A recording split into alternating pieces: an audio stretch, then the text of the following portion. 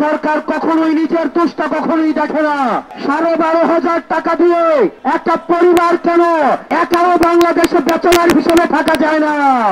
আপনার যে বাসার যে রান্না করে যে বাবুর্চি, তাদের বেতন এই শিক্ষকদের বেতনের থেকে বেশি।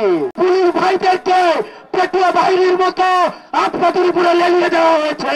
সেই দিন থেকে এই সিআর আপনাদের শিক্ষা উপদেষ্টা থাকার কোন নৈতিক কোন ভিত্তি নাই। সেই উপদেষ্টা আমাদের প্রয়োজন নয়। আমি সহ আমাদের শিক্ষা সেলের শান্ত ভাই এবং জাতীয় নাগরিক পার্টির সব নেতৃবৃন্দ আপনাদের সাথে একাত্মতা ঘোষণা করেছে। প্রিয় শিক্ষকবৃন্দ, আপনারা জানেন শিক্ষকদের বিভিন্ন দোষ দেওয়া হয়। তারা কেন প্রাইভেট পড়ায়, তারা কেন শিক্ষার্থীরা কেন ফেল করে, শিক্ষকরা কেন চাকরি ছেড়ে দেয়, নানাবিধ দোষে শিক্ষকদেরকে দায়ী করা হয়। কিন্তু বান্ডেল থাকলে প্রতি সেনমানিতে টাকা বাঁচবে। বিকাশ সেনমানি বান্ডেল কিনে জিতুন প্রতি লেনদেনে। সরকার কখনোই নিজের দোষটা কখনোই দেখে না। 12,500 টাকা দিয়ে একটা পরিবার কেন একাও বাংলাদেশে ব্যাচেলার হিসেবে থাকা যায় না। প্রিয় শিক্ষা উপদেষ্টা, আমরা ভেবেছিলাম আপনি ক্ষমতায় আসার পরে, আপনি দায়িত্ব নেওয়ার পরে আপনি একটা শিক্ষা সংস্কার কমিশন করে দিয়ে শিক্ষকদের নৈতিক দাবিগুলোকে মেনে নিয়ে শিক্ষককে বিশ্বমানের এবং শিক্ষকদেরকে প্রাধান্য দিয়ে আমরা যুগোপযোগী একটা শিক্ষা ব্যবস্থা চালু করতে পারবো।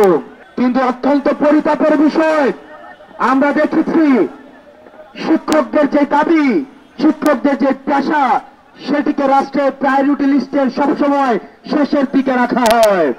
প্রিয় শিক্ষক সমাজ, আমরা অনেককেই দেখেছি শিক্ষকতা পেশায় নিযুক্ত হয়েও এই শিক্ষকতা পেশা ছেড়ে দিয়ে নানাবিধ পেশায় চলে যেতে।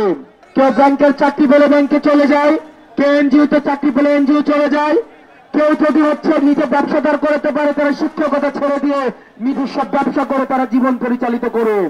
যেখানে দেশ গড়ার কারিগর, জাতি গড়ার কারিগর শিক্ষকদের হওয়া উচিত, সবচেয়ে তাদের বেতন, সম্মান সবকিছুই রাষ্ট্রের সর্বোচ্চ হওয়া উচিত, সেখানে আমরা দেখলাম শিক্ষকদের বেতন মাত্র 12,500 টাকা।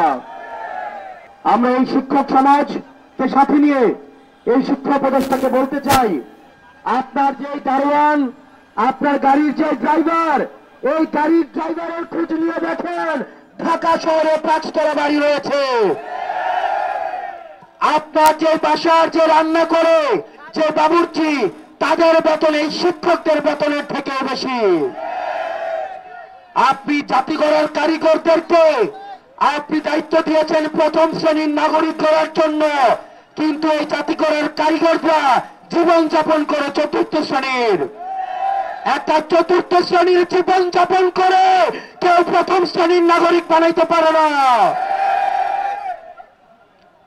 আমরা দেখেছি শিক্ষকরা যখন কি যৌক্তিক দাবিতে পুলিশকে ফ্যাসিস্ট পুলিশ ভাইদেরকে পেটুয়া বাহিনীর মতো আপনাদের উপরে লেলিয়ে দেওয়া হয়েছে। সেই দিন থেকে এই সিআর আপনাদের শিক্ষা উপদেষ্টা থাকার কোন নৈতিক কোন ভিত্তি নাই।